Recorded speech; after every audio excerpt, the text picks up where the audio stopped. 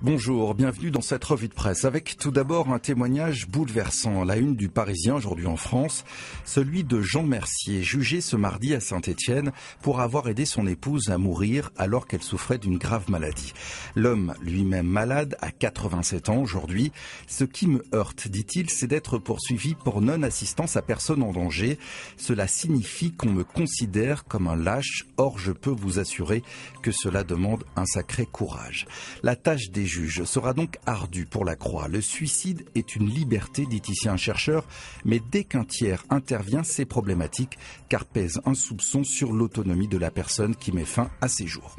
La Croix qui partage sa une entre la Russie qui souhaite entraîner les Occidentaux dans une vraie guerre contre Daesh en Syrie et la sortie de route de Volkswagen qui a triché sur les outils anti-pollution de ses voitures, ce qui tombe plus de mal, dit le journal, à 2 mois de la conférence internationale sur le climat.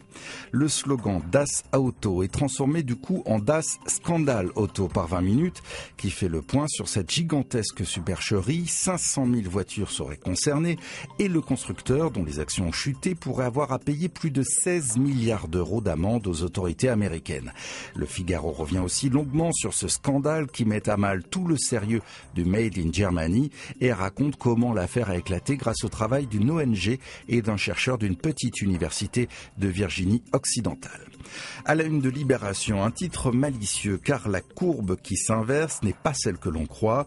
Il s'agit de celle des inégalités. Les plus riches sont un peu moins riches en France et les plus pauvres un peu moins pauvres selon l'INSEE.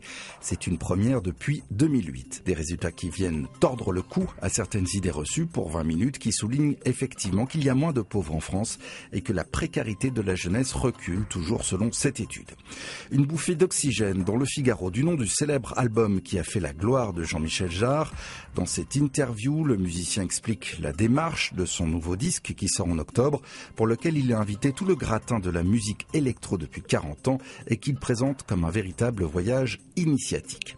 Une image surprenante pour finir qui illustre le sacré business qui entoure la venue du pape François aux États-Unis.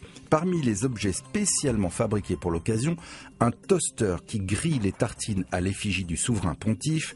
L'article nous précise que ce drôle d'objet coûte $50 et qu'il se vend naturellement comme des petits pains. C'est ainsi que l'on se quitte. À demain.